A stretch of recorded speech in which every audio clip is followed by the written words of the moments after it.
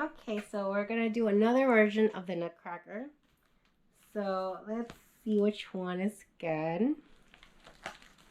I don't know. We have 3 more to go through. So the Nutcracker comes to America. Let's try this one.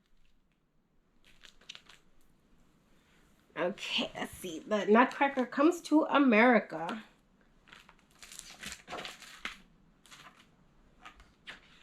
Says in the cover, every December, the Nutcracker comes to life in theaters all across the United States. But how did this 19th century Russian ballet become such a big part of the holidays in 21st century America? Meet William, Harold, and Lou Christensen, 3 small-town Utah boys who caught the ballet bug from an uncle in the early 1900s. They performed alongside elephants and clowns on vaudeville, immersed themselves in the New York City dance scene, and even put on a ballet featuring gangsters at a gas station. Russian immigrants shared the story of the Nutcracker with them, and during World War II, on a shoestring budget, in need of a hit, they staged their own Christmastime production in San Francisco. It was America's first full-length version and the beginning of a delightful holiday tradition. Okay, so it's from Russia. The more we know.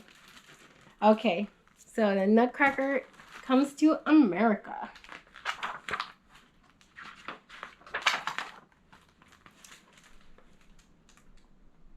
When you think of the Nutcracker, you probably think of this, and maybe even this. Nope, you probably don't even think of this. Apples. 100 years ago, hardly anyone in the United States had ever heard of this old Russian ballet. So how did it become a holiday tradition? Well, our story kicks off in a small Utah town in the early 1900s, and it's 3 brothers doing the kicking. Whether William, Harold, and little brother Lou liked to dance didn't count for much. They were Christiansons, and never mind how the rest of the local boys spent their Saturdays. Dancing was what Christiansons did, and they did it at the family's dancing school. Then one day, Uncle Peter waltzed into town with some ballerinas from St.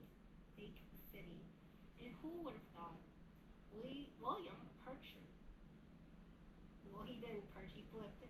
For ballet dancers and ballet dancing alike, he believed it had the stuff to knock everybody's socks off. Lou had loads of natural talent and was willing to let William teach him. Hot-headed Harold opted for the army instead.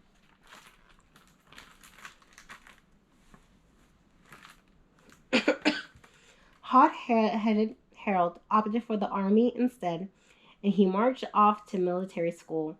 But after his grades plunged, Harold limped back home.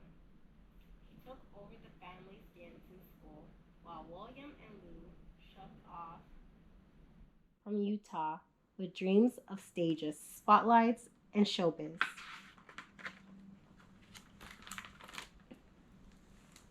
Where to? Where to? Vaudeville? And where's that? Nowhere in particular, but the name applied to anywhere there was a curtain. Los Angeles, Chicago, New York City, and all points in between. With flash and dazzle borrowed from ballet, the brothers competed for applause with jugglers, clowns, magicians, and dancing elephants. They learned lots about showmanship along the way. They quickly changed their names to something French or Russian or Italian sounding, like they usually have to. Because audiences couldn't believe that such acrobatic dancing could be done by Americans. William eventually booted the second I out of his name, and he liked William so much he went by it for the rest of his days. Oh, geez.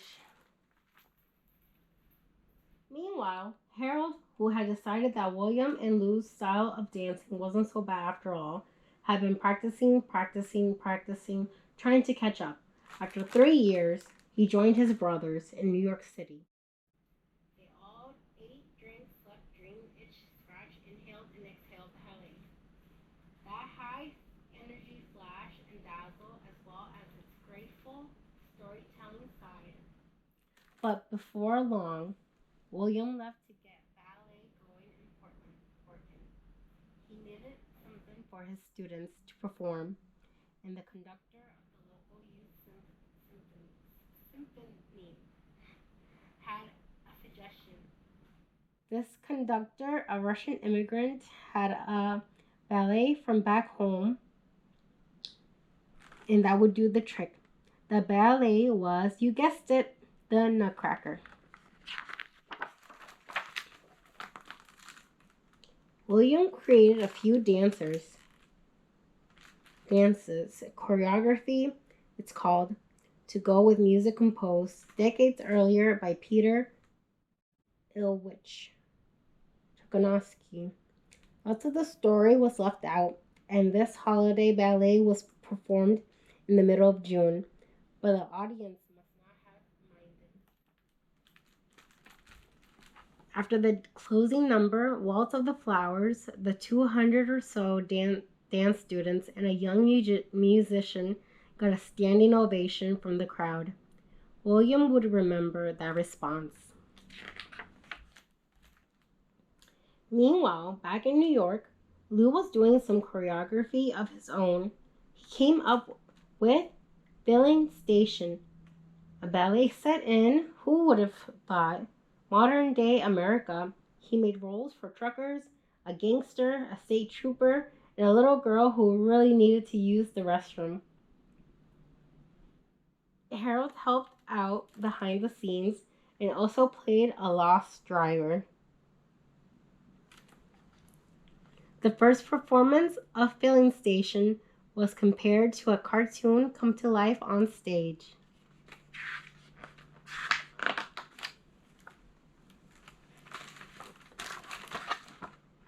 Like a trio of dancers trying to share two spotlights, the brothers often wove in and out of one another's view.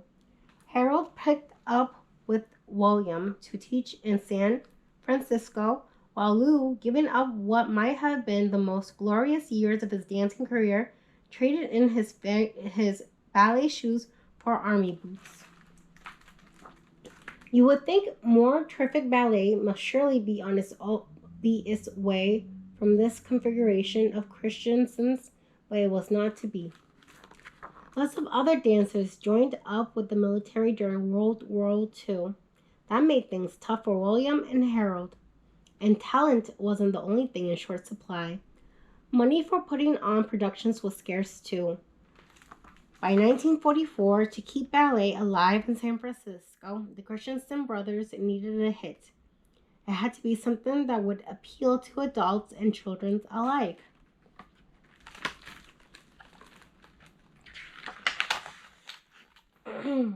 While William was out and about, he noticed San Franciscans whistling the music of a popular composer, Tchaikovsky. That gave him an idea. William decided to have another go at the Nutcracker. Not just bits and pieces of it either. He and Harold were going to treat audiences to a whole shebang.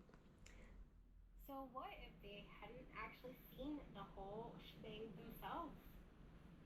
William and Harold huddled up with their friends George and Alexandria, who had danced in the whole show long ago in Russia. Equipped with a better understanding of the story and the characters and what all the dancing meant, William brought up the steps for a new production. Harold built up the dancers so that they could do those steps. Patient, strict, and teasing, all at once, and always standing so straight that his pants kept trying to slide down. Harold took special care in Lou couldn't be there himself, of course, but his wife, Grisilla, was in the thick of things as the Sugar Plum Fairy. Lots of other people pitched in too. They wanted to put on as big a show as they could on a small budget as possible because small was all they had. Performers and their mothers helped make tutus. One dancer got so involved that she had to be cut free from a sewing machine. The old red velvet theater curtain got chopped up and used for costumes. Many performers switched from role to role. In one scene, a soldier, in the next, a snowflake. Now, folks in San Francisco were not in the habit of attending big shows during the holiday season. But it was on Christmas Eve, no less, that the Christiansons and company put on the whole shebang. And who would have thought? The War Memorial Opera House was packed. Aside from some troublesome wigs, the Nutcracker was a genuine deck the halls. Oh, come, all ye faithful holiday smash. It was also the beginning of a Yuletide tradition, right?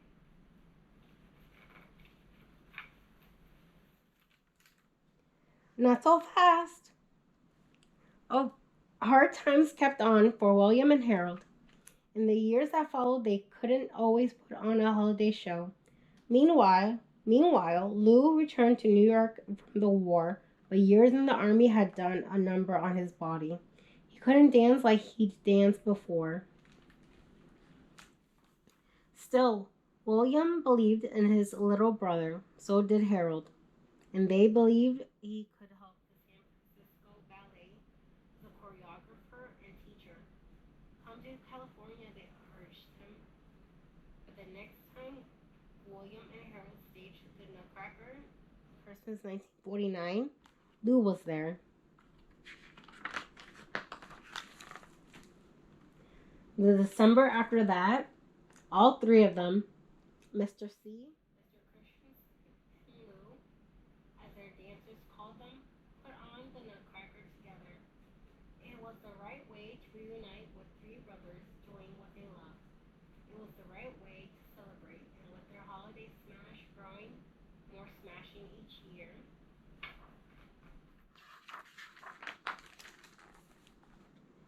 And it got a tradition going that continues today. Each December, you'll find the Nutcracker in San Francisco, New York, and all places in between. To think that we have a trio of small town Utah boys to thank for that. Who would have thought? Oh, timeline. Okay, so this is a very informational book that you can get at your local library.